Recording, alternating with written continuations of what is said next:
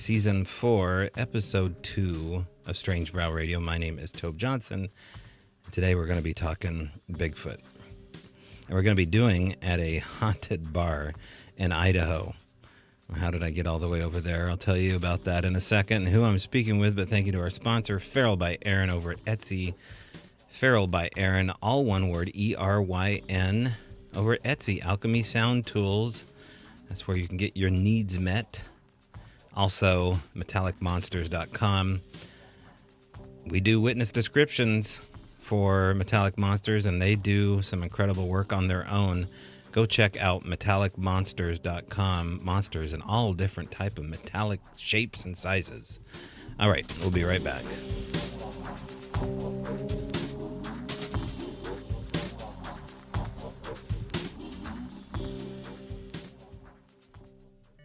All right, so here we are. But before we get to some news, I did want to mention that I have a book, and if you haven't ordered it, well, you can do that. That's what the interweb does. Go check it out. You can find it at Amazon. It's called The Al Moon Lab, A Paranormal Experiment. If you've ordered it and you've rate or reviewed it, that is awesome. If you haven't, you still have a chance to do that, especially over at Amazon. It helps gets the algorithms going and puts the book in different eyeballs that may not get it. Really great reviews so far. Lots of 5-star ratings. In fact, all as far as I can tell. And I really appreciate it. But go check that out. If you want to know more about me or my authorship and other authors through Hanger One Publishing, you can check that out at hangeronepublishing.com. Or to get more in-depth news and a sneak peek, you can go check out my website at strangebrowradio.com, or just type in the Al Moon Lab at the YouTube channel, and there's some inside stuff there as well. I'll be having some interviews coming up in the next 30 days too, and I'll be promoting those over at Instagram under Strange Brow Radio and Facebook under Strange Brow Radio. Okay, coming up next, let's talk about, first before we get to our guest, let's talk about Manresa Castle. This part really sucks because it was a venue in which I really love to do something called Podcastle Live, where just like any other live event that we did before, we would show up with our studio equipment and sit a guest down and crack wise and hear about their incredible, strange stories over appetizers and beers. And that's not going to happen anymore because of COVID passports. So what's a COVID passport? Well, because of the pandemic, and in particular because of the inoculation and injection mandate through the passports that are going around, they are requiring, at least in Clallam County, which is Washington, Jefferson County, and now King County, which is all of Seattle and Greater Seattle, to show proof of injection. Without that physical proof before you enter, according to the health administrator, the mayors, and the Governor Jay Inslee to be exact, you are not supposed to enter these establishments for live events, including that is Manresa Castle. So I had to call the owner of the Manresa Castle and first of all find out if it's true, because sometimes this scuttlebutt is not true. It's all BS. I've passed on a few things regarding some of the BS that's gone around, and found out later it's not particularly true, but this is true. In order to go into Manresa Castle, you have to have a COVID passport, we'll call it, your mark. And I think it's also coming to a QR code near you, which is ironic, to say the least, given the Al Moon Lab is highly QR embedded. And here I won't be flexing my own QR code on my smartphone. Now, you're all big boys and girls. You're going to decide how you're going to handle the brave new world coming your way. Me, I'm pushing back when need to, and packing up and leaving when need to. And I'll let you know more about that. But that brings us to, well, before I get there, I want to say, if we could, we would have done this. Maybe we can do this virtually still somehow.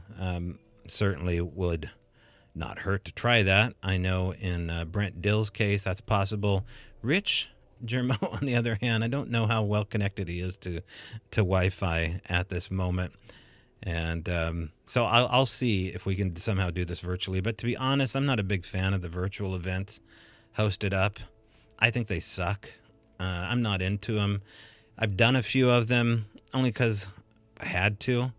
But there's something when you do a live event, which is now being, at least in this state, in these counties in particular, taken away from me. I mean, this is what the show was always supposed to be about, was the ambiance of being in a live event, in particular a bar, and having that back and forth was fun for the audience and fun for myself. So the show is not what it is supposed to be. In fact, it's not really what I want it to be at this point. And that's why I'm happy to announce what I have today, which I had to go to Idaho to do, which showed me that it's possible to do, which is my interview, which I'd love to be doing here in Washington. This is my interview with Sasquatch experiencer Nate Rudd from the White Horse Tavern in Spirit Lake, Idaho, reportedly haunted by a ghost called the Big Girl. We even stayed the night there to be true investigators. So along with my Sasquatch conversation with Nate Rudd, who has incredible photographs, which you have to go over to the YouTube channel to check out, because as we relate his personal experiences, it's always better to see the witness tell a Bigfoot story than just to hear it, because there's a lot that goes into the memory of the moment. And he has some incredible photographs over there as well. So from the White Horse Tavern, my Sasquatch conversation in Idaho with experiencer Nate Rudd. Nate, you have some stories, man. I know that one of the first things I remember you sharing was an image of you standing in the middle of a skid road with what looked like a pine tree that had been uprooted. And it's a fairly large, I don't know, it's kind of bigger than a sapling. It's like, looked like it's 15 feet uprooted, sitting in the road. Right. That's just one of the images that sticks in my head, is like, oh, he's got Bigfoot activity in Idaho, Washington, Montana. Right. And you're just relating some of those stories. So just take us from the beginning of where you even heard about Bigfoot and how you got started in all this. All right. Well, as a kid, I was into it. I was into, my favorite movie was Planet of the Apes. Okay.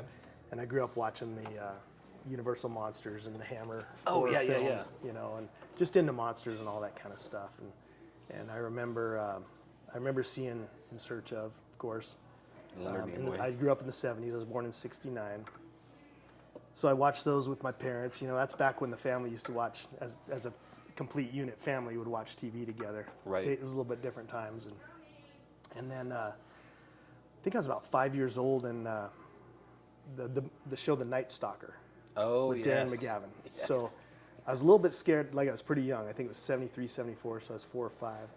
But if I recall, my bedtime was about 8 p.m., and my dad would sneak me out of bed once my mom went to bed to watch it with him. So got introduced to that and loved that. So kind of always been into it. And then, I remember all the Boggy Creek and all that stuff. And then I guess my more recent journey started about 8 years ago.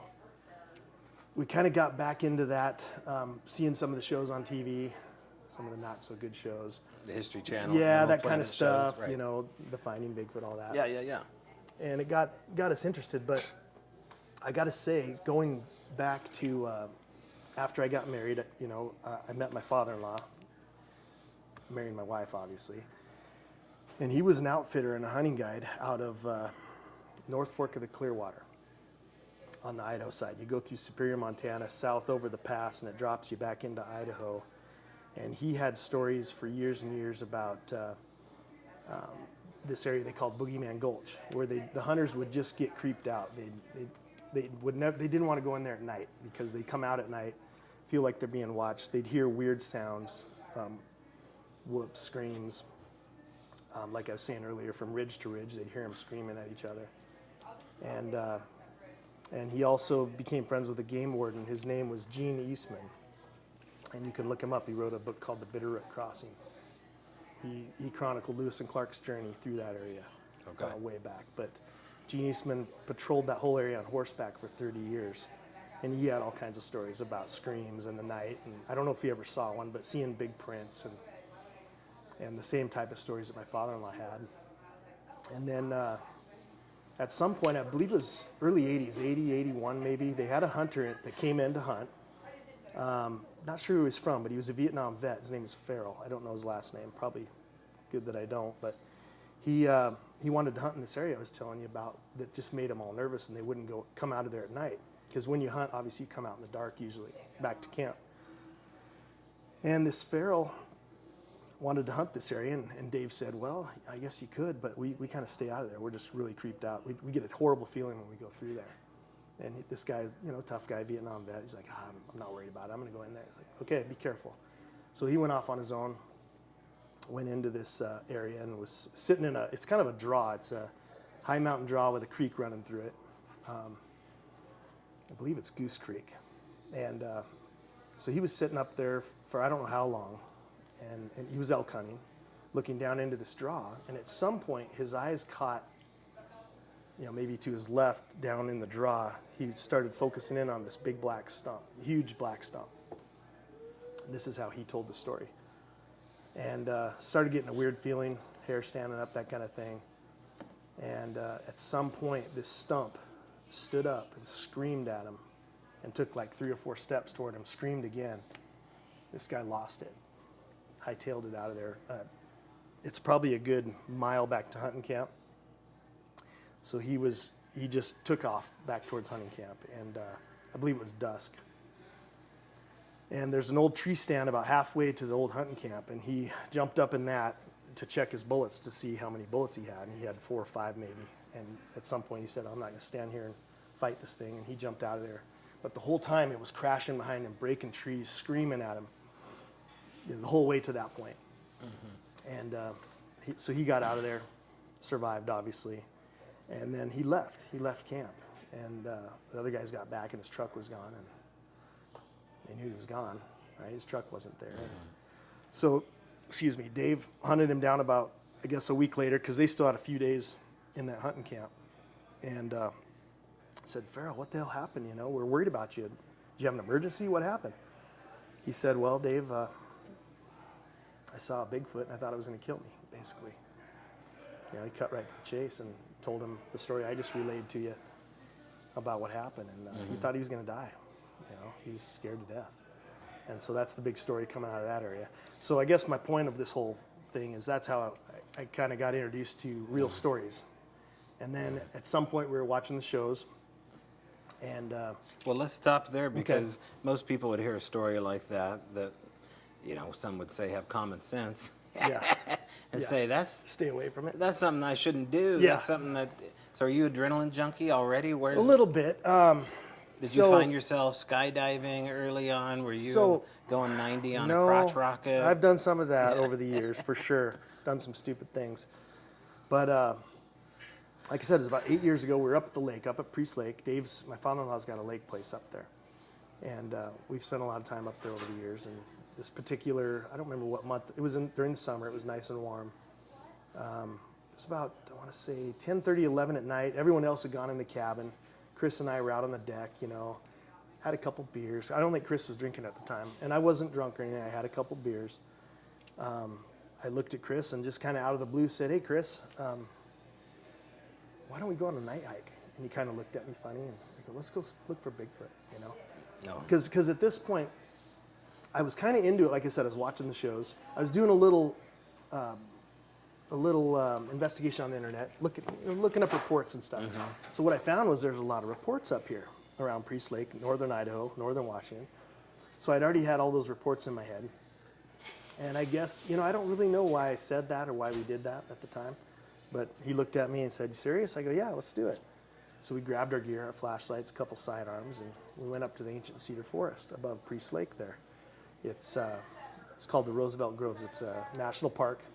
I don't know if you're familiar with it, but Teddy Roosevelt founded it in the early 1900s. There was a big fire up there at the turn of the century, or somewhere, I want to say in the teens, early 19s, 1911, 12, something like that. Burnt a lot of it down, but a lot of it still stands up there. And these cedars are like 2,000 years old, some of them, just gigantic. You could drive a car through one, you know. If it. And so we grabbed our gear, jumped in the truck. It's about a 40-minute drive from the other side of the lake. We drove around the lake, went up there. There was no one there. We got there about probably 11:30, you know, so it's nice and dark. And proceeded to hike in there. And about halfway up there, basically we had a rock thrown at us. And we were in the middle of nowhere. This is up by Canada. I mean, it's deep, it's remote. And it sounded like a rock being thrown. It was, we're about halfway up the trail. I remember it came from our right. I could hear it hit right in front of me, thump. You know what a rock sounds like, thump. And then it rolled, thump, thump, thump down the hill. Right. And I guess when that happens, your mind tries to debunk it, and you think, did we just spook an elk or a deer or something? Nothing ran away. We didn't hear any hooves or rocks, you know. Didn't hear anything running away. So that really opened our eyes. And come to find out since then, I've heard of other reports in that general area where people get rocks thrown at them up there. So we were scared. I remember Chris, I remember it being pitch black. I think we had our lights off.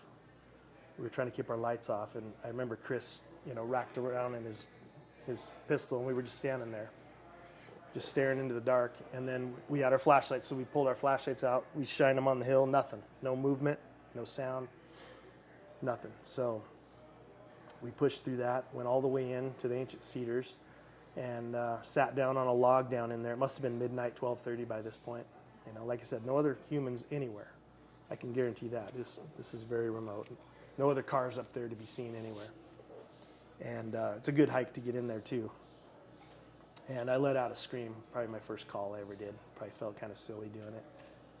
And immediately we heard a distant scream and a crash. What sounded like, the best way I could describe it would be like a big tree hitting another tree and exploding, like just a crash and explosion. Mm-hmm. It was super loud. Maybe like deadfall getting thrown. Yeah, maybe, but it wasn't a tree falling. I've heard plenty of trees fall. I've been a hunter for years and years and years, and we've been in storms and heard them crack, and you hear them hit the ground and fall. You know, it's a distinct sound. I'm sure you've heard it too. Yeah. This was different. This was like an explosion, just a loud explosion, like just out of the blue. Mm-hmm. And my mind, I could just picture. Of course, I'm kind of thinking Bigfoot at the time, but I can just picture, you know, something just crushing a tree against a tree. Who knows? That's what it sounded like. So we were hooked. That was the first time we ever went out. That's what did it. That's what did it. Mm-hmm. And then we've been hooked ever since. I went back, told my son, Corey. And of course, Corey was a kid hearing all these stories from Dave, who had all the encounters and stories from up in the North Fork. And he was like, oh, you're kidding me, you know? And it's like, yeah, we got to go out more often. So that's when it started. And then we actually made a yearly trip out of the North Fork area I was telling you about. So after this happened, we thought, well, why don't we go up there? All those stories are coming from up there over the years. Right. Let's go camp up, take a week off work, camp up there, check it out. And we did, and we've been doing it every year. We didn't go this year because they had a big fire up there. We couldn't go, so we had to go somewhere else. But yeah, I can honestly say probably 70, I think every year except 1 year we've had stuff happen up there. The first year we went up there, we were above the draw where the guy got chased out and feared for his life. Again, it was late at night. I've kind of got this idea where, and it's worked quite a few times for us. If you're out late at night, the night gets late, you're not having any action, you don't hear anything, throw out a scream or a call. You know, I've gotten fairly good at it over the years.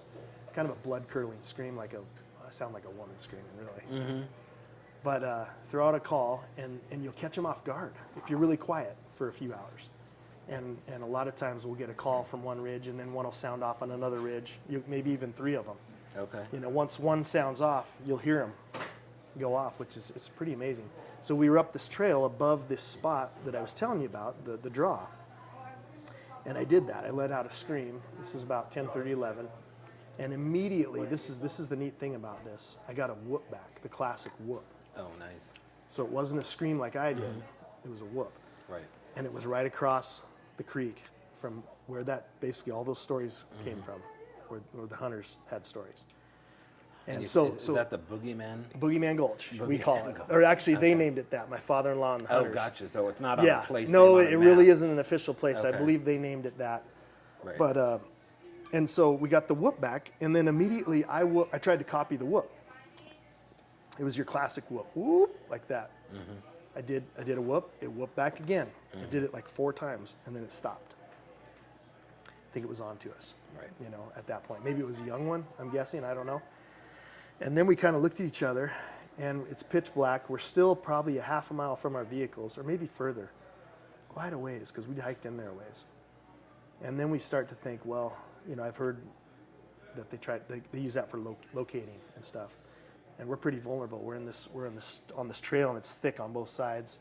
Your flashlights can barely see into the woods and stuff. And so my brother-in-law Chris, he goes, I got a bad feeling about this. They could be coming to us right now, locating us. Right. And so we decided to leave. But that was kind of our first big experience together with my son. And that was his first big trip up there about 7 years ago. Right. And so, until we were sitting there with our jaws on the ground.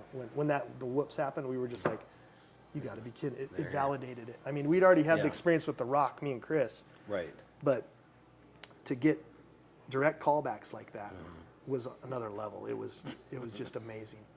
And I looked at Corey, and he was like, I can't even repeat what he said, but so that was Corey was hooked then. So now, you know, we kind of got a group of guys, mostly family, but we go out.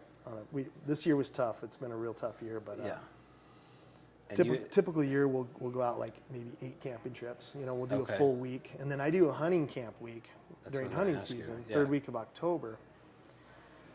And in 2017, that's where I had my big experience that changed me. I mean, it just opened all kinds of questions and doors to what these things are and their special abilities. I call them special abilities. And Yeah. Well, let's hear it.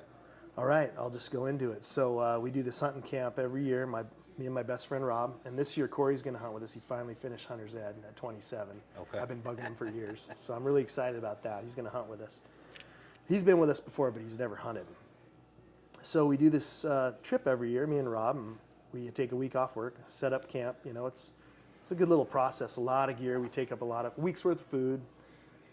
Camp stove table. You know, we're packed. We're packed up. So setting up camp's a good couple hours. And so we did that, set up camp, and I always like to start our trips. This might kind of sound funny, but it actually works sometimes with a scream or a whoop. Maybe hit a tree a couple times. You never know what you're going to get back, you know, when you're remote.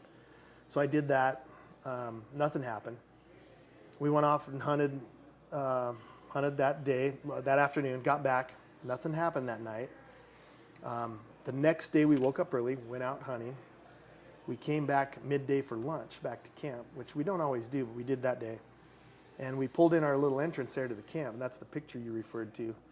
And this sapling, like a 15-foot sapling, probably, 3-4 inches in diameter, was laying across the entrance of our camp with a huge root ball on it, big dirt. I mean, I got pictures of it I could show you. And we're like, what the heck's going on here? That wasn't there. Or my buddy Robbie goes, that wasn't there when we left. I go, no, it wasn't, you know. And I don't even know if I was thinking, we were in hunting mode, even though it's always in the back of my head. And so we parked the vehicle. I hopped out first, I believe, and I went over to it, and I looked at it. There's no drag marks coming in. It was just sitting there with a little bit of dirt by the root ball. Right. I picked it up. All the dirt fell off. I mean, just, you know, and I think you can see that in some of the pictures. But Yeah, it's and this thing was heavy. You know, it had a root ball like this on it. And it just was perplexing. We're thinking, what is going on? I mean, and so we proceeded to look around the entrance in both tree lines. We must have spent 30 minutes looking for where this tree came from. Thinking we'd find the hole or whatever, you know. There was nothing. Right. We looked and looked, couldn't find nothing. So something brought that in. Something carried it in and placed it there. Otherwise, you would have had a big dirt trail with something drug it in, right? Like if a human did it, it would just make sense that someone would just drug it in and lay it down. So that was the first thing that happened. And then And how's the human ever gonna? And why would anybody do that? Pull that up out of the It wasn't something that was going to stop us from going in and out. Yeah. It was a sap, a small, I guess you call it a sapling, but it was bigger than that. Yeah, you'd have to tie a tow rope around it. And well, you think yank about that the baby strength out. it takes to pull out even a big weed in your yard, or even a small little tree that's coming up and you want to get rid of it. How many times have you yanked on one of those and you hurt your hand and stuff? Yeah, I challenge any big man to pull out a 15 tall foot. No human could have pulled pine this sap. out. No. No human could have done it. And it was a deer rub tree too. There was Oh, really? There was some rub from the horns. You know how Interesting. bucks will rub on the tree, yeah. Which that kind of adds to the weirdness of it. But so we, I don't know, what are you going to do? We're hunting, so we just kind of okay, that was weird. We took pictures of it. Never thought anything else would happen. And so we went back out, hunted till dark, and then we started hearing tree knocks, your classic tree knocks. Like the first night, they were off in the distance. There's a big a field, I guess you call it a field. It's a big valley that runs through, it's called Squaw Valley. It's on the Washington side, about 7 miles from Highway 57 from Priest. And we started hearing knocks at night, late into the night, like pretty distant the first night. Like not stuff that would wake you up, but we heard them before we went to bed and stuff. And then, so, by then I'm thinking, yeah, this is weird. I kind of have an idea what it might be. And my buddy was a big skeptic. So he didn't believe it all, Because is he hearing what you're hearing though? Yeah, he's hearing all that he's too. Hearing. So he experienced what's he saying? everything. What's he saying? Well, this is weird. He just kept saying, this Yeah. is weird. I'm like, yeah, it's weird. This isn't normal. I mean, you're in the middle of nowhere. There isn't, humans aren't going to invade your camp. You're hunters. You got guns. I mean, how stupid would that be? They're not going to come in at 2, 3 a.m. and knock on trees behind your tent and stuff in your camp. I mean, who does that? Right. And so fast forward to the next day. I think this was the second or third day. Woke up, went hunting. This particular day, we stayed out all day. A lot of times we'll do that, take lunch with us, stay out all day. Came back that after dark, which is probably 4:35. It gets dark early that time of the year. Or maybe it's like 5, I don't know. But it was dark. And we pulled down the entrance to camp, and immediately to my left, we had our camp table. The tent was over here. I spotted it right away. Probably a 20, 25-foot fresh pine, I guess it would be, pine tree, pushed over right in the middle of our camp. And I hit it with my flashlight. And I have pictures of that where Rob took some pictures, had my flashlight on it. And I'm like, you got to be kidding me. It almost hit our camp table. So this is this. So it's already pushed over. You're not watching it get pushed over. It was already pushed over. Okay, gotcha. But the weird thing about it, and again, I have pictures of this, and a lot of people have seen these pictures, but it was snapped off right at the base, right at the dirt. And you can see where the roots were pulled away from the roots in the ground. And you can see it was a fresh tree. Right. And this thing was, like this big. I Yeah. mean, 20, 25 feet tall. Yeah. Totally green, totally new tree. No wind that day, no storm. Pushed over right in the middle of camp. So we couldn't really do much that night except kind of be shocked and look at it, take some pictures. So we got up the next morning, went over to that tree, took some good pictures of where it snapped off and all that, and documented that. And then the knocks started ramping up louder and closer. That night they got a lot closer to the tent, and they were loud. They were waking us up. It was bam, bam, right behind the tent. Are these single knocks or are they? They might have been single, but there was multiple of them. Okay. The thing is, I didn't document any of this because I was hunting. Right. We weren't out Bigfoot investigating Bigfoot. But looking back, were the knocks surrounding you like answer response? Yeah, that's what it was like. Yeah. And then towards the end they were right behind the tent. It was pretty terrorizing, to be honest with you. But one thing I should back up. I should mention that I believe it started the second or third day. We'd come back into camp at night from hunting, and we'd hear a knock. It was almost as if they were alerting that we were back. Is kind of what in my mind, that's what, looking back on it. Maybe not at the time, I didn't think that. Right. A little bit more distant knock when we'd come back. And then, where was I? I think I was like night 3 or 4. So the knocks got really loud. And we set up 2 game cams. I believe after I got to back up, I apologize. So before that tree was pushed over, we put up game cams. We always bring hunting cams with us. Put one behind the tent and one in the middle of camp. Okay. And I remember we woke up that morning after the big tree was pushed over. And I thought, it was either Rob or I thought, hey, the camera should have caught that at the angle, because it was kind of in front of the camera, right? Rob walked over. I wish I would have said this in order, but we had but I'm glad you I had to back on up. it. This is a big deal. This is a really big deal. The game cams. Yeah, it sounds And familiar. I always forget to put the game cams in the story till after the fact. Yeah, that's all right. But anyways, Rob walked over to the camera, and he goes, Nate, you're not going to believe this. I go, what? He goes, there's a dead moth squished backwards on the eye of the camera. Did you get a photo of that? Of the moth pushed on the I lens? don't believe he did. I don't Okay, believe that's he did, no. that's pretty cool. Yeah, it is That's pretty really cool. cool. Yeah, and I remember looking at it, and I don't know if he flicked it off. I Yeah. think it was his camera. He should see. That's the thing when you're not thinking straight. Well, Sometimes sure. you don't. I wish I would have got a picture of that. But so something happened behind the tent, but not yet. So there's more to this game cam story. So Okay. that somehow, looking back at all this, they have a way of messing with cameras, and I think we all know that. I mean, so the moth was over that one. That night, the knocks, it was waking us up. I mean, 2, 3 in the morning. And, you know, Rob I'm kind of a heavy sleeper, so he'd wake me up, and then I'd hear it right away, you know. And multiple nights, 2 or 3 nights, we'd run out of the tent. Because we're, like, what are you going to do, you know? Flashlight, we have really powerful flashlights. The thing is, we never heard anything run away. We never saw anything. And we'd look around in the dark. Of course, we're pretty creeped out, you know. We didn't run deep into the woods because it's pretty thick. Yeah.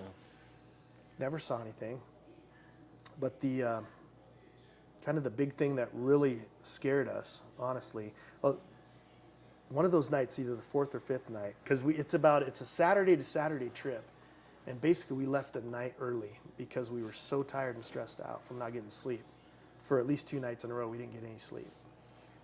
We just took off. But Rob, one night, one of the last nights we were there, Rob said he didn't wake me up because he just wanted to lay there and listen. Right. He said he heard what it sounded like a stick being dragged all the way around the tent. It's a big canvas hunting tent. Yeah. You could fit 4 or 5 guys in it. Yeah. He said it went around my side of the tent. I never heard it, and he didn't wake me up. It went around the whole tent, right by his head. And he sounded like something was just dragging a stick. And he just eventually went back to sleep. But he told me that happened too to him. And He then- went back to sleep. Yeah, he went after back that? to sleep after that. Yep. That's pretty strange. We were so tired. I mean, it was, you know. But and then I think it was the 5th or 6th night. It was the second to last night. We were sleeping. Again, we'd heard some knocks earlier in the night.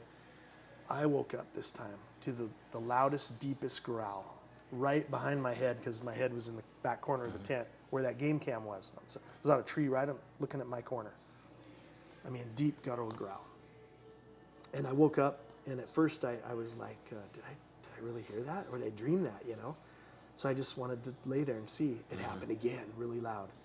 And Rob didn't wake up. And so this whole week, we're waking each other up, you know? Right. Wake up, wake up. Yeah. And so I'm like, Rob, wake up. There's something growling outside the tent. And it happened 2 more times. He heard both of them. So it happened 4 times. Okay, so we were just talking about the stick being drugged by the canvas tent, Yeah. and then you had a growl, which... Had a loud, deep growl. Yeah. Happened 4 times. My buddy Rob woke up, heard it twice.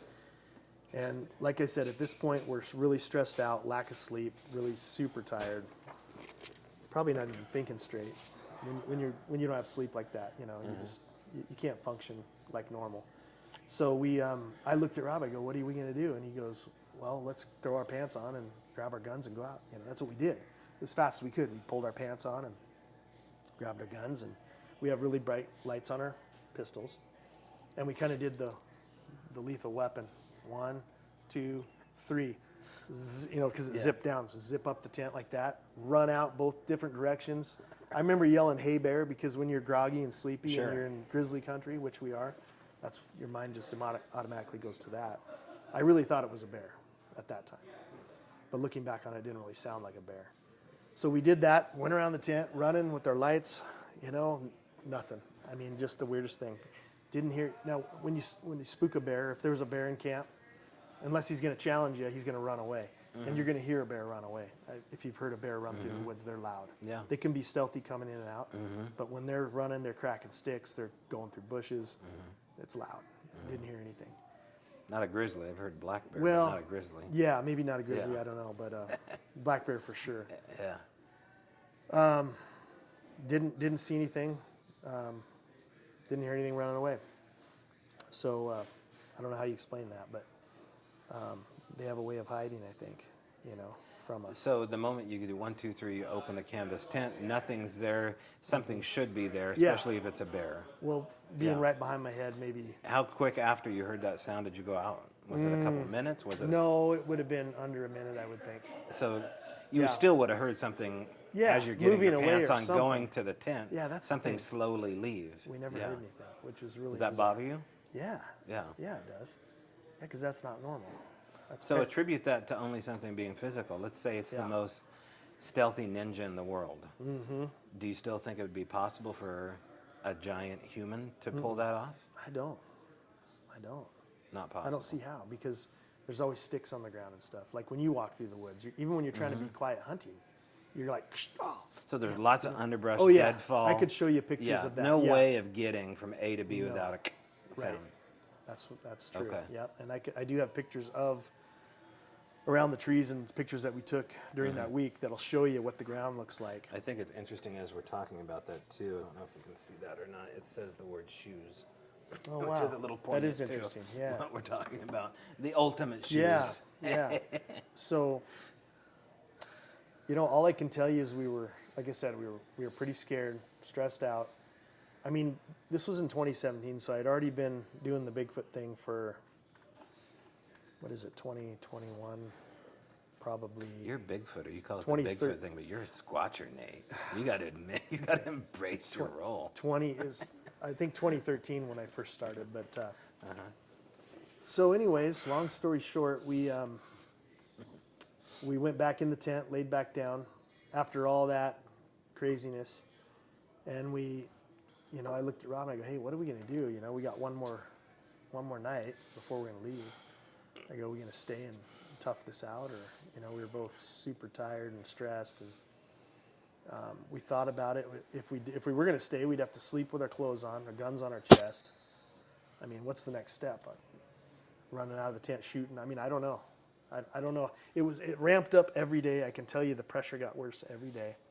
It was almost like a psychological thing. Like they're just messing with us to see how far they could push us. Like they definitely wanted us out of there. That was obvious. So But, at no point did you feel as though they were being inquisitive about who you are or trying to play with you? It was getting more aggressive. It was getting more aggressive. The growls, I guess the Yeah. growls is what kind of changed it. The knocks are loud and stuff, but not super threatening. The growls is what did it, kind of sent us over the top.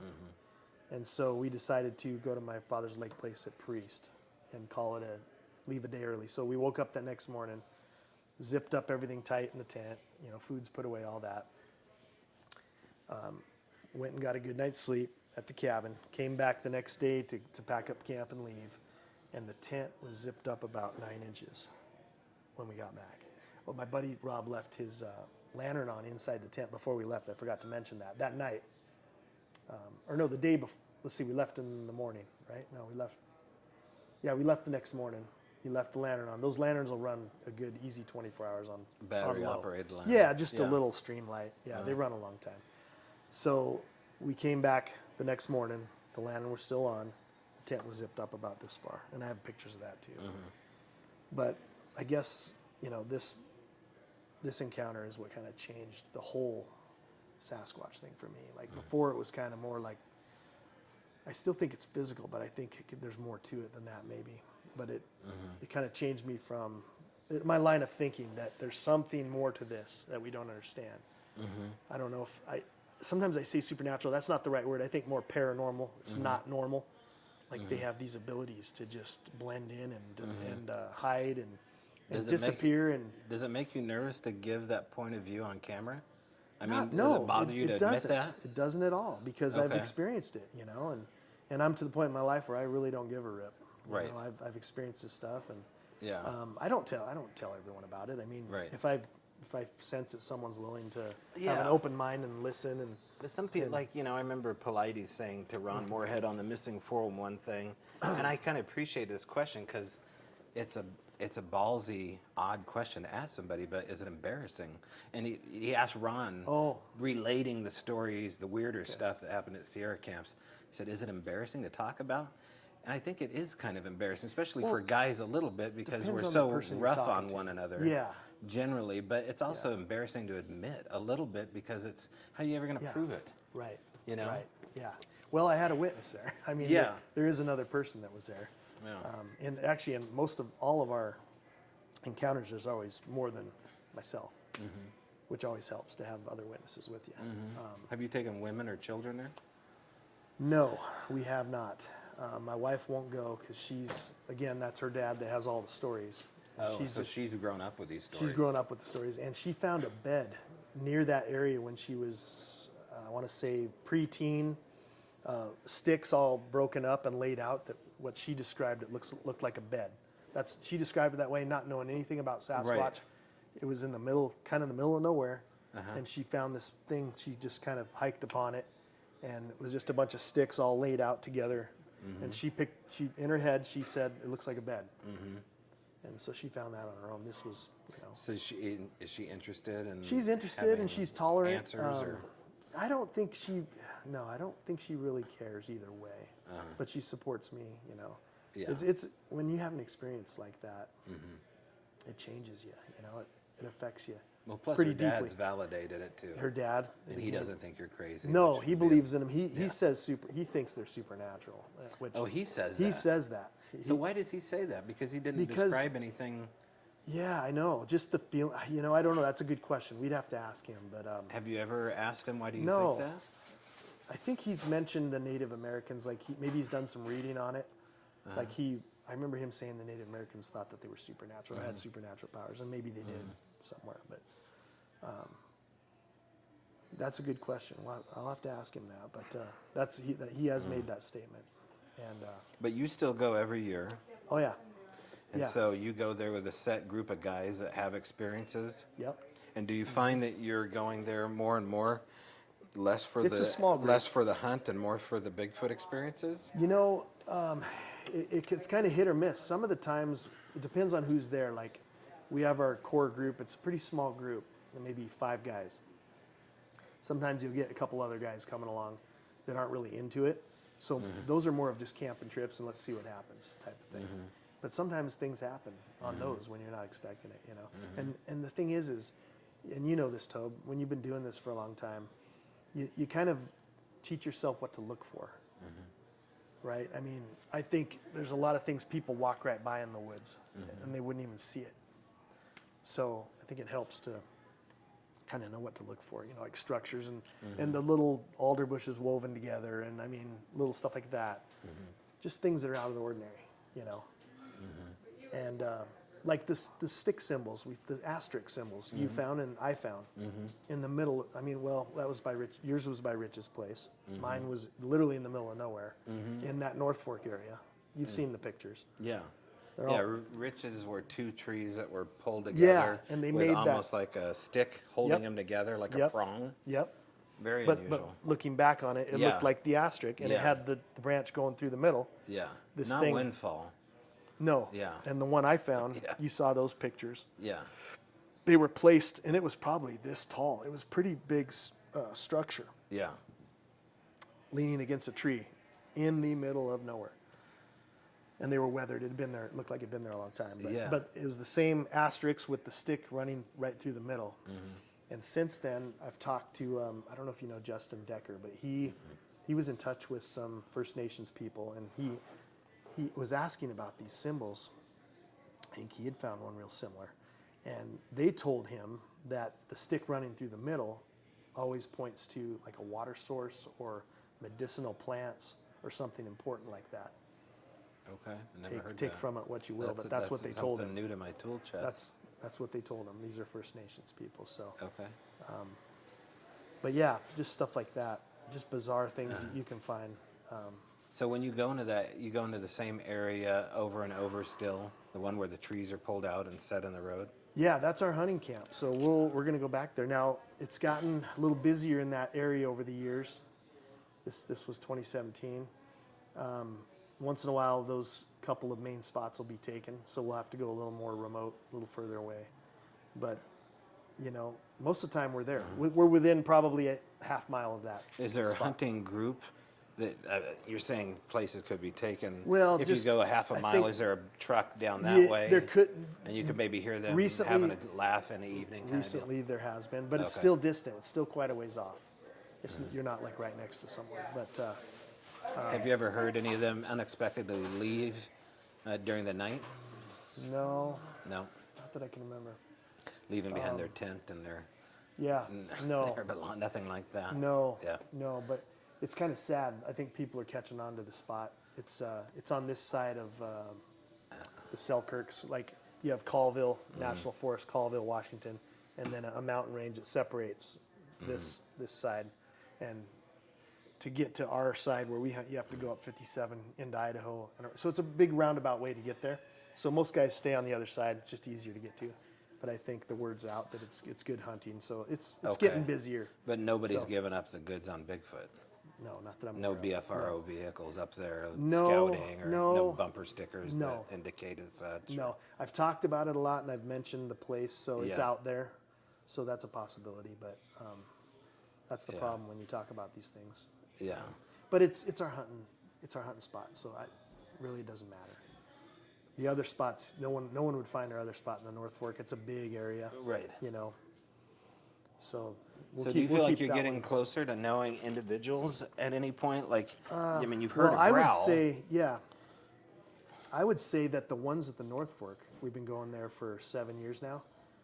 I would say they know us. I don't know if we know them, but I think that there's a chance that they know us because we go back to the same couple of spots, and I don't think people don't go up there and do that. So when, like I said earlier, when you let out a stream at like 11 at night, and it's remote. No one where we go. There's a gate, and it's not an opening gate like the Forest Service gates that open. This is railroad ties bolted gate. This Okay. old skidder road, so you cannot open the gate. So basically, no one ever goes up there. Okay. You can't open the gate to even get a vehicle up there. So we have to park our vehicles there. It's like the end of the line. The hunting camp's down below, and you have to hike in. So gotcha. there's been many years where we like to do this. We'll pack in with an 80-pound sack. Yeah. And we'll go, say, 4 miles in over 2 nights. We'll go a couple miles in, camp, go another couple miles in, camp, and then come out over the course of like maybe 4 to 5 days. Okay. And those are great trips and that's where we found that asterisk symbol that we Right. were talking about. So very remote. Uh-huh. And my father-in-law and the hunters that hunted in there, they went in on horseback. That's how they got in there. But they have the hunting camp down below, but where you could drive the rig into, but then they went in on horses to access all that. What about stranger things as far as peripheral stuff? Anything ever happen as far as dreams with you while you're sleeping that seem real, or I've got a couple things. anything, especially when you're in the area, maybe even when you get home? Here's one for you. Now this is I got to go back to the hunting camp. This was last year at the hunting camp. This happened. So we'd heard some distant knocks. So we still get some activity in there. Nothing like we had before. We felt like they were really pissed off at us for whatever reason. The time I just got through telling you about.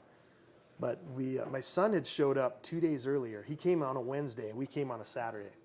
So he'd been there for a few nights, and he'd recorded some wolves howling in there and stuff, all by himself. He's a pretty brave kid.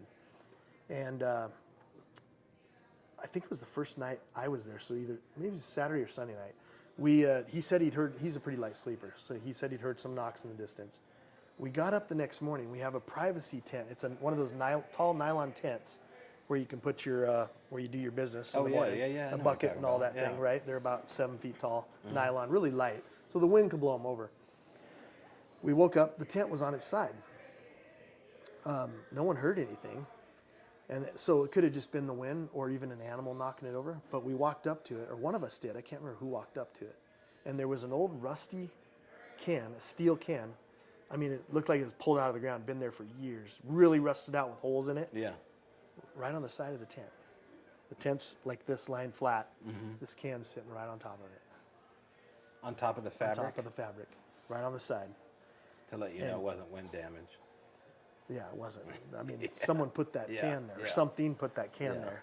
And then I kind of put 2 and 2 together in my head. I could be wrong, but we'd, when we go out and hunt, we're out all day. So we're taking our food and our drinks and pop, and we're back at the pickup, Sure. right? Just throwing, so you don't throw it in your cab. And then we get back to camp, we clean it up. Well, I think for whatever reason, the night before, we'd thrown them we always throw them out on the ground, and then we'll get a bag, clean them up. Yeah. We left them there that night, all over, scattered around. Oh. And then this tent gets pushed over, and there's this old rusty can sitting on the tent. So in my mind, it was telling us to clean up our crap, clean up our garbage. I could be wrong. It's just but that goes into... Because that's some of the things, like the messages you get, you know? That's like what we call the object of significance, where they're playing a like for a like game. Like, you're doing this, you have this is what's happening, so here's our version of what's happening here. Yeah. Yeah. And they didn't really bother us that trip at all. So that was a real subtle thing, other than like some distant knocks that my son heard. Yeah. We hear thumps at night, but that can be animals, you know. We don't run to everything Sasquatch, obviously. What about prints? Have you seen prints? Yeah, I found one amazing print. I can show you the picture. You know, I was hunting, so I wasn't. Luckily, I had my phone with me, so I had a camera. Took some good pictures of it. It's deep in the mud. You can see all 5 toes. I'm a size 9. This thing, probably, I'm guessing 17 inches maybe. And deep? Deep. And I took a couple different angles of it, like a side angle where you can see how deep it is. But the thing is, it was only one print. And so it was in this it was a little trail. I was just kind of off trail, kind of exploring. Didn't go too far because I didn't know the area. My buddy was down below. It's a little, kind of like a trail. It kind of seemed like a tunnel. There was a lot of alders and stuff. But it turned the corner at the top, and it was like a little cul-de-sac in the trail around the corner. Real hidden, alders all around. And the area was a lot of leaf litter. This was probably 3rd week of October. This was before we went to this other spot where we had the experience. This was years ago, quite a few years ago. And so there was, and I've got pictures of it, a lot of leaves, but there was mud because it had rained the night before. So it wasn't wet, but it was muddy. You know, it was a thick mud. And yeah, it was just this one print. And the minute I saw it, I was like, what the? I mean, it was just so distinct. And I looked the other way, and I couldn't find a print. And I looked ahead of it, and I couldn't find another print.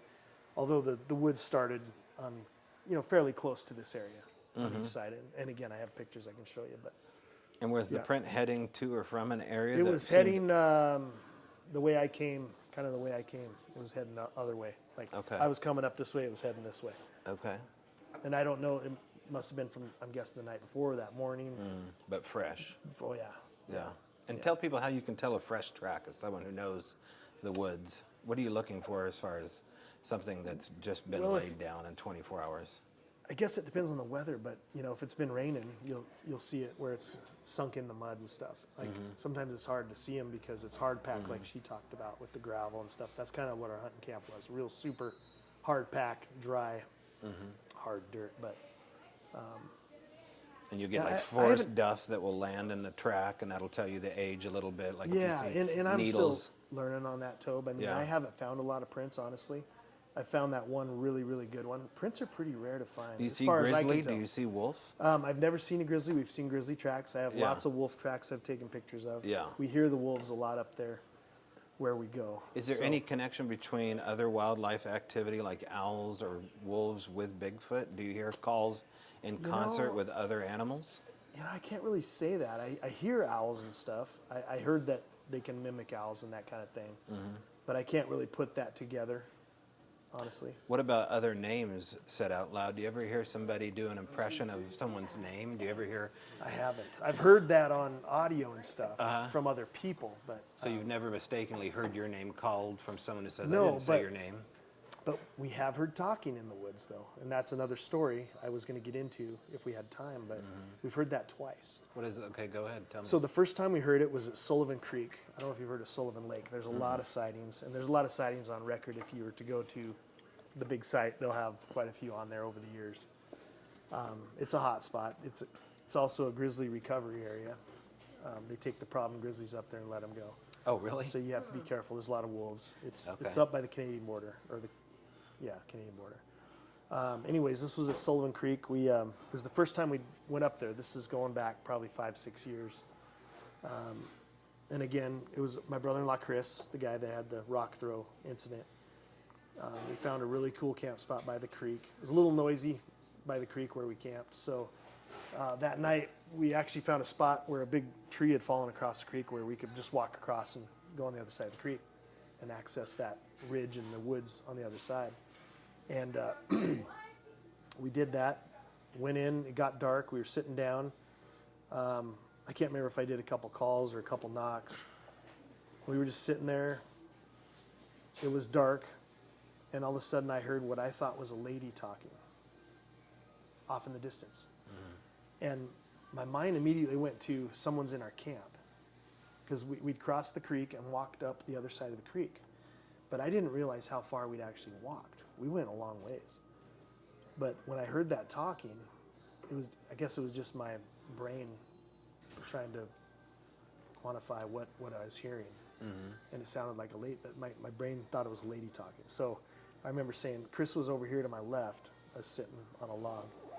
And I'm like, Chris, do you hear that? And he couldn't hear it. He wasn't that far away from me either. But it was coming from, the creek was on my right. He was on my left. And I just heard this lady talking. I'm like, what is that? There's someone out here.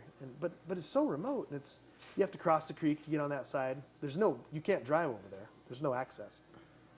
And so my mind was telling me someone was in our camp. And we have a lot of equipment and guns and stuff like that. And so I'm always nervous about our cars getting broken into and stuff when we leave, you know. Yeah. So I'm like, Chris, someone's in our camp, man. We better go back and check it out, you know. Let's head back there. So he said, okay, let's go back. Didn't hear it again. But once we started walking back to camp on that side of the creek, it was like 100 yards. And with the creek in between us, there's no way I would have heard someone in our camp. It had to be pretty close or loud. Yeah. And so that really struck me. And for you to figure out that it's a woman's voice. Yeah, it sounded like a woman's voice to me. And at that time, that was the first time I'd ever heard that, where I couldn't explain it. There wasn't other people around. So being first time experience, you know, I don't even think obviously I didn't think it was Sasquatch or anything like that. It could have been, who knows, maybe it was a spirit. I mean, I don't know. Did you hear any discernible word? No, it was hard to make out. It was like a talking, but almost like a mumbling, but it sounded female to me, like a higher voice. So I'm not saying that was Sasquatch. I mean, I've heard that they'll do that, but it could have been, you know, I hear about hauntings that happens too. But so we got back to camp. You know, I kept thinking, well, gosh, how far did we go? And we must have went 100 yards, and you couldn't hear. Once you got to the edge of the creek to where we were going to cross to our camp, it was loud. The creek's loud. You couldn't hear. There's no way you could have heard anybody, unless they were yelling or screaming or something, but that's not what I heard. And then the second time, actually, I take that back. I didn't hear it twice. My son heard it the second time. This was at the same area, though, Sullivan Creek. We'd gone up there, just me and him for a weekend, or him and I. And we found a really cool structure that weekend. We stayed a couple nights. This was the last night we were there. It stormed. It was a big, loud storm, thunder, lightning. I remember waking up in the middle of the night, and we have little two-man tents when we go by ourselves. So I always put him behind me so I know what direction he's in case I ever did have to shoot at a bear or something. I know he's to my left or whatever, or behind my head. And so I woke up. I can't tell you what time it was because I couldn't even look at my phone or anything. I was frozen. I was paralyzed. In the middle of the night, I woke up, and I couldn't lift my head. I was looking at my tent. I've never had this happen before, so I'm just describing it the way it happened. I woke up, I'm looking at my tent. I just felt like something was off, and I couldn't lift my head. And heart started pounding. I just started getting scared for some reason. And I wanted to shout out behind me. I knew Corey was right behind me. And I wanted to say, you know, Corey, you okay? Are you okay? You know, just shout out to him, see if he's okay. That was my first instinct, you know, my dad instinct. And I couldn't shout, couldn't do nothing. And I finally lifted my head a little bit, but I still couldn't talk. And this is going to sound stupid, but I finally just gave up and went back to sleep. I didn't hear anything else. And then we rolled out of the tents in the morning. Corey got out of his tent and he goes, hey, Dad, something weird happened last night. I didn't tell him. I didn't told him about it yet. And he goes, I don't know what time it was, but I heard mumbling like someone talking outside our tents. I was like, no kidding. And again, he didn't look at his phone, so I don't, and I didn't even know what time it was, so I couldn't really correlate it together at the same time, possibly. Right.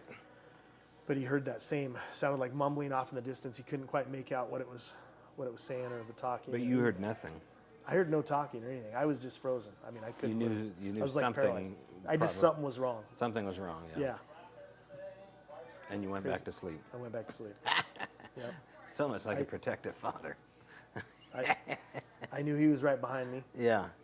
He wasn't yelling or anything, and I couldn't talk. It was weird. It was really weird.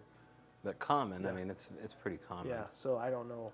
You can make it out what you will, but So Corey's heard it once. You've heard it once. yeah. And this is all within. Corey actually called it gibberish, but I don't know if he's heard that before and maybe used that word because he's heard it before. But Yeah. I think he called it mumbling and gibberish.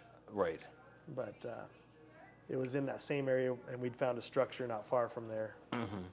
A really cool structure. I mean, big trees, kind of bent in between each other, and something that would have taken tremendous strength to pull trees down and put a big tree in. And you know, trees fall together occasionally and all Yeah. that. But What about things following you home? you know, so far, knock on wood, we haven't had anything like that. Anything out of the ordinary at your house that seems out of place, especially after you leave the area, happen at home? Anything that I can think moved of. or show up? No strange sounds? No, No. I can't say that there has. And would you encourage it to? Oh man, I don't know. That's kind of, well, I lived in the haunted house for 10 years, so I've kind of been through that, and Right. you know, it's kind of creeps me out. But, Yeah. So yeah, I probably wouldn't encourage it, and plus piss my wife off. Yeah. She'd probably put an end to all this. Yeah. Right. No If more something woods for you. Yeah, you're not doing So this no anymore. hitchhikers following Yeah. you home, nothing like that. No. I But can't you say. had lived with the phenomenon. You've lived in a haunted house before. Yeah. And was that Yeah. traumatizing, or was that just You know, at first it interesting? was. I never felt like an evil presence, or never felt threatened that way. But when it first happens, you don't understand it, and it creeps you out because you hear voices, or you see. I saw apparition multiple times. There's a lady with long flowing hair, just her torso, Ooh. and that kind of creeps you out. It kind of looks witchy, you know. I don't remember really seeing much of a face, but just Okay. that long flowing hair, and so. I can tell this. I'll try to be quick on this. My son would love to tell this because he grew up as a kid in that house, and he has a lot of stories about that. But I just remember the first time I saw it. It was an older house. It was our first house. Bedroom here, our bedroom. Corey's bedroom was across the hall. We set up his bed so we could see his bed from our bedroom to keep an eye on him. And I'll never forget. I woke up in the middle of the night one night, and I looked up because every time I wake up, I'd look in his room just to check on him. And there was a lady floating above his bed, like I said, a white torso, long flowing hair. Like horizontal over Yeah, him? like not with her hands up, Yeah. just like, Oh my just God. floating with. Leaning over him. Yes, like not real close, but above him. And I think the first time, of course, creeped me the heck out. But maybe I wrote that one off as maybe I was kind of half asleep or dreaming. And then a couple of times I woke up and it was like out of a dead sleep like that, and it was right above me. And the minute I opened my eyes and saw her, she would immediately float out of the room. Once she saw that I made eye contact, she'd float out. And he saw her multiple times. And then the other thing is I'd hear the loudest crash, Tobe, that you've ever heard. It sounded like the kitchen fell apart. Pots and pans and just unbelievable loud. Like I'm grabbing my gun. I'm jumping out of bed. Like, there's someone in the house. I go out there, nothing out of place. It's not a thing. There's nothing. And that happened also with the bathroom where it sounded like the shampoo and everything fell into the tub. Again, jumping out of my bed. Yeah, that just happened.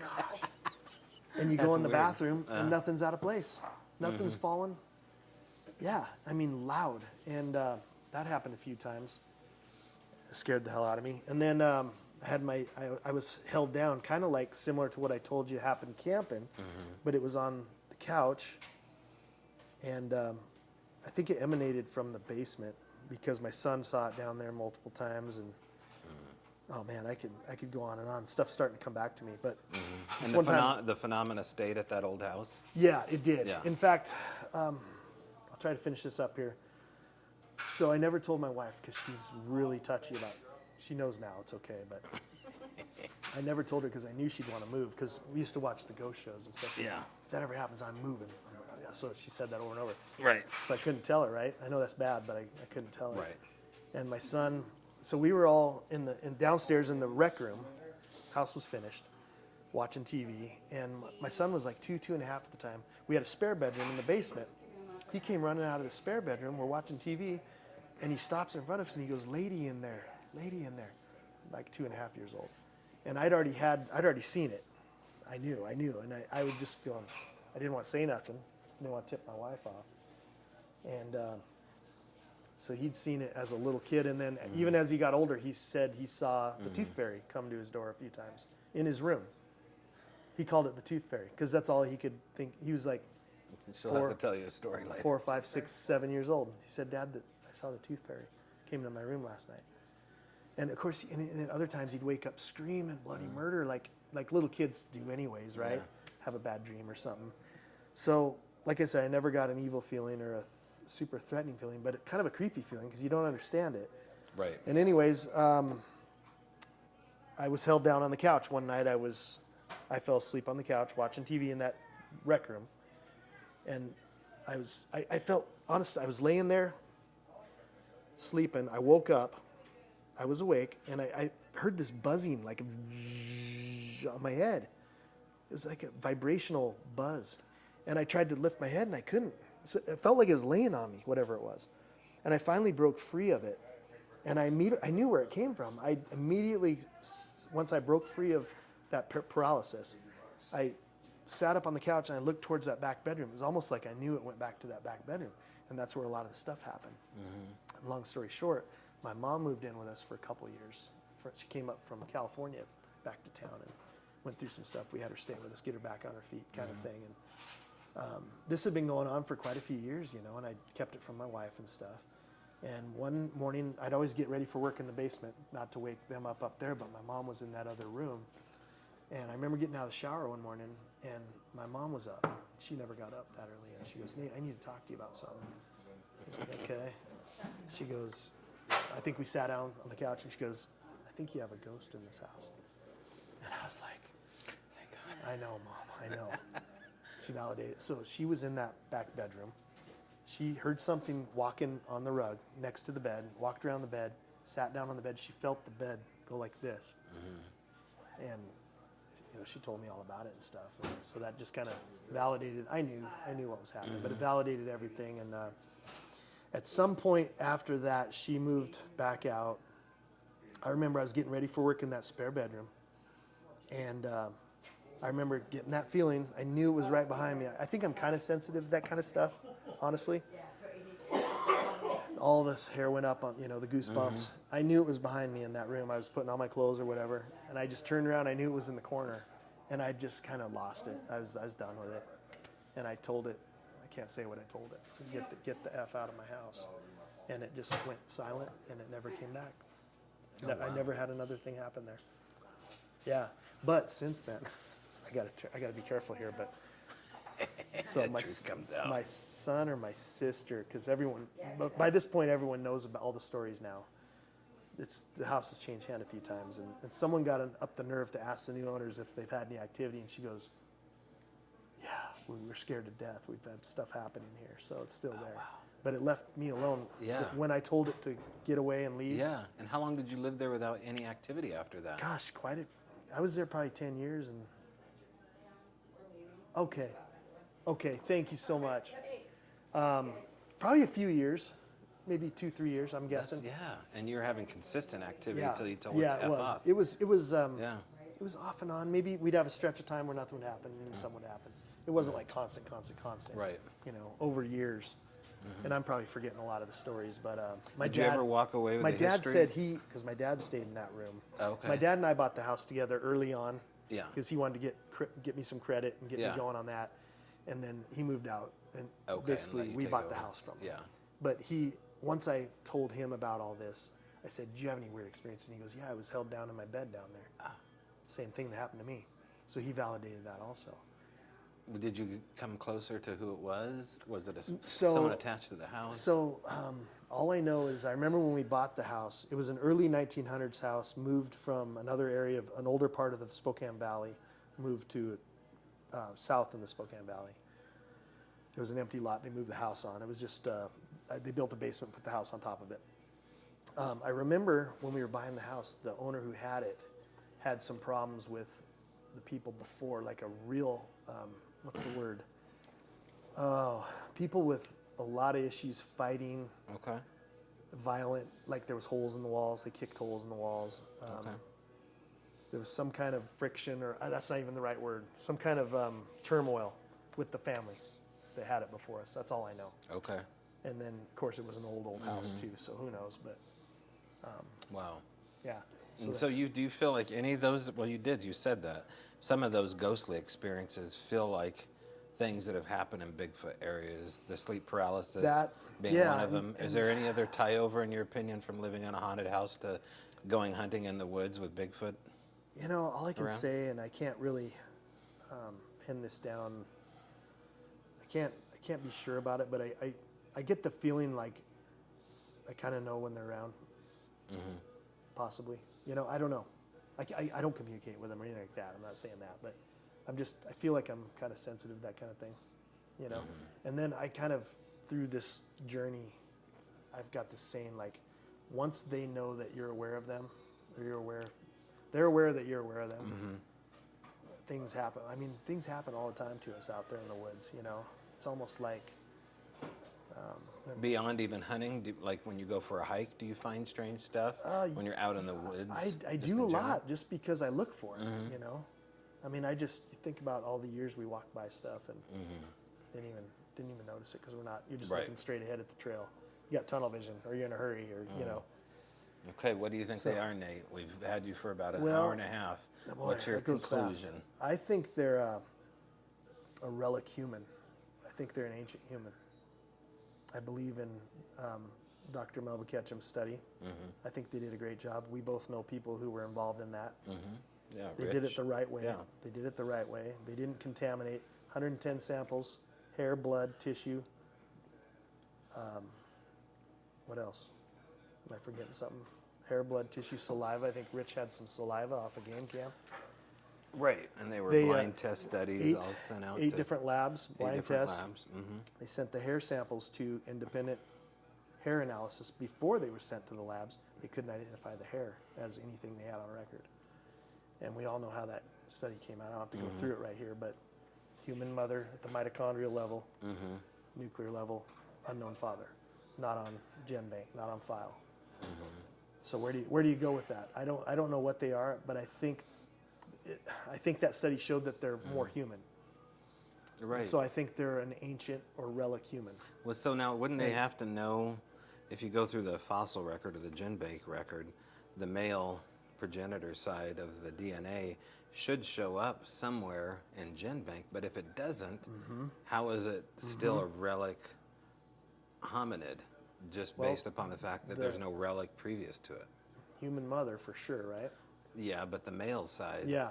So is it, I don't know, Tobe, is it biblical? Is it, I mean, people talk about the fallen angels, and I guess it depends on if you believe in the Bible, but I don't know. It's, you know, I can't sit here and say I know what it is. That's just the way I'm leaning.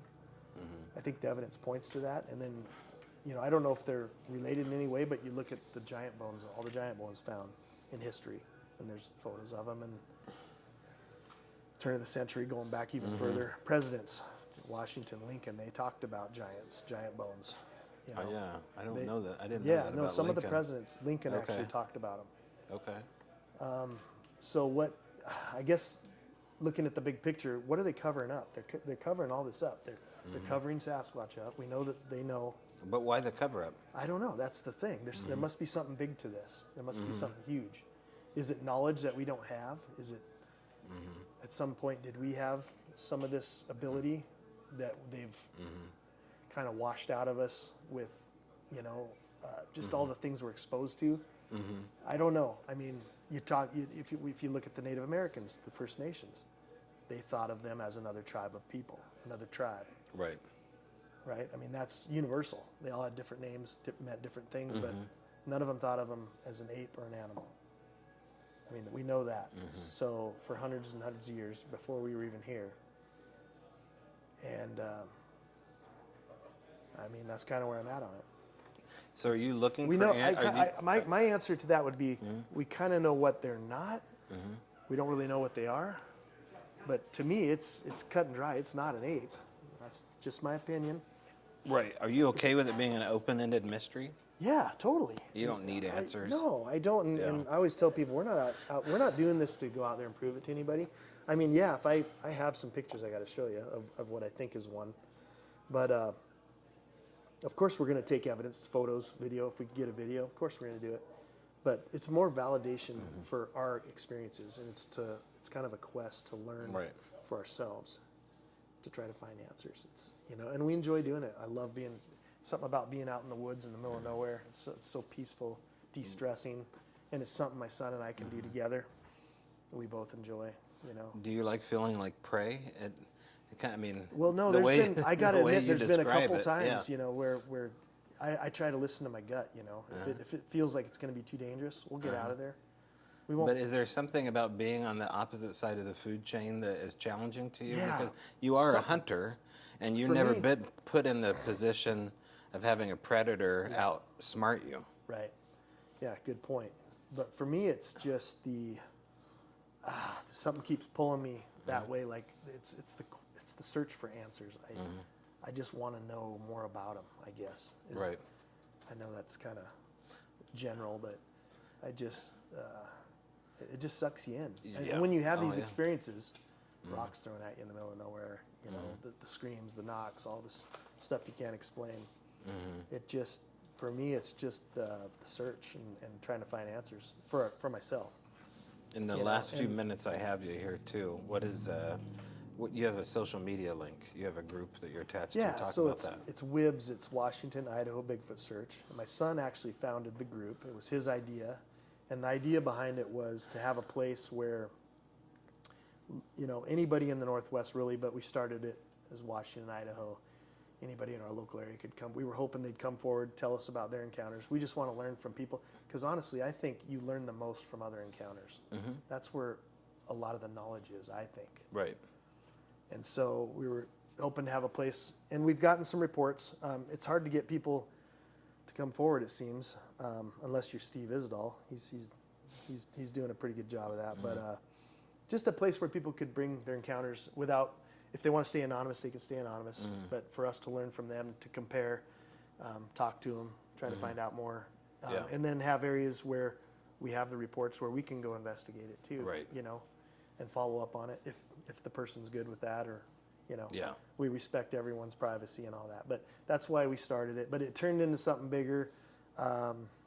It's opened some doors for me, meeting people like you, having some other opportunities to do things in this field. And it's easy to reach out to people and talk to people and compare notes. And for me, I've made a lot of friends over the last few years. Yeah, because there's some commonalities that you've shared along the way here that are totally connected to Bigfoot activity or supernatural or paranormal activity. I gravitate towards the guys like you, where we kind of align on not just Sasquatch, but other things. But we're open-minded. Like I said, I think there's a lot more to this, and I think you have to be open-minded. You mean we're not brainwashed? Yeah, exactly. Yeah. But but I respect everyone. I respect the old school researchers. I may not agree with them, but I don't want to fight with anybody. There's too much fighting in this thing. Yeah, well, you're a busy guy too. You haven't got time for that. Exactly. Crap. So, all right, this is it for us. The bars are closing. That was Nate Rudd. Thanks, Nate. Thank you. Appreciate it, Aaron. It's good. It's fun. Show them your hat that you won. Okay. We want to bury the lead here. This episode of Strange Brow Radio is brought to you by Deep Eddy Vodka. Yes, the deeper you go, the harder your liver falls. Deep Eddy Vodka. All right, that was my conversation with Nate Rudd at the White Horse, historically haunted White Horse Saloon in Spirit Lake, Idaho. The way it should be done. as far as I'm concerned, from a haunted bar. And we stayed the night there. I think it's a whopping $60 or so to stay the night. A single bed, very rustic, very rustic. Just think like a haunted youth hostel from the 1900s, and then you'll have some idea what we're talking about. And I don't know what's up with Spirit Lake and their women's help centers placed all over the place, but not just in Spirit Lake. Hope the ladies out there safe and sound, but I saw a lot of places in Idaho, at least in this section of Idaho, for women avoiding violence and running to these random shelters, and there was one in Spirit Lake. So settle down, men. So check out the White Horse Saloon if you want, and have a good time there. Nate, you want to see the full YouTube video? You can do that. Go check out our Strange Brow Radio YouTube channel. There you'll meet Nate Rudd on camera and see these photographs that we're alluding to. Now, speaking of photographs, I was privy, as well as Aaron was privy to, an incredible piece of video that was shown to us while we were in Idaho. And I can't go into too many details about what I've seen, but I wrote about it, and I was told I could express what I've seen to you. But I saw a piece of video that looked authentic of what was, I can't think of any other word to say, but was a Sasquatch on FLIR from a helicopter zooming in at close range. And for me, it was as good as the Patterson-Gimlin footage because you could see it in FLIR. So if you can imagine a helicopter zoomed in, so it appears as though you're less than 200, definitely less than 300 feet away from a subject at a 30-degree angle in a helicopter with a high-grade military FLIR, and watching it stealthily move through the forest on what appears to be kind of a ridge line, or maybe that's just the camera angle, for maybe 15 or 20 seconds, you'll have a closer idea of what I saw. And I don't know what will ever happen with this video. I understand that the person that shot it is still in the military, and that has some complications to it. I don't know how it got leaked. I don't know the provenance of it. I don't know what to say other than the fact that I saw it, and it's out there, and I think other people have seen it as well. And it's damn good, and it needs to go into the right, the right filter if it ever comes out, even if it's totally anonymous. The breakdown that one could do with this video's got to be impressive, because it's an impressive 20 seconds or so of FLIR footage of a bipedal, stealthily walking, shoulders unwavering shot on FLIR of what appears to be a Sasquatch. Certainly didn't appear to be someone in a costume. It was CGI or something else. So that exists, and I was excited about it for quite a while after I saw it, and I bet you would be too if you saw it, but I don't know if that's ever going to happen. So that's what I know. Kind of a teaser. Well, it's totally a teaser. But what's not a teaser is the Almoon Lab, and that's filled with incredible stuff in there that me and Daryl Adams shot for a period of almost 1.5 years, 2 years, and you can get the book. Go get it over at the Amazon app if you have it. Check it out. I think it's about $15. There's over like 1.5, 2 hours worth of video and audio in there, and some documentation and papers, journals. Rate, review it if you have time to do that. And if you have a story you'd like to tell, get a hold of me at strangebrowradio@gmail.com. That's it for me, and I will see you in the tree.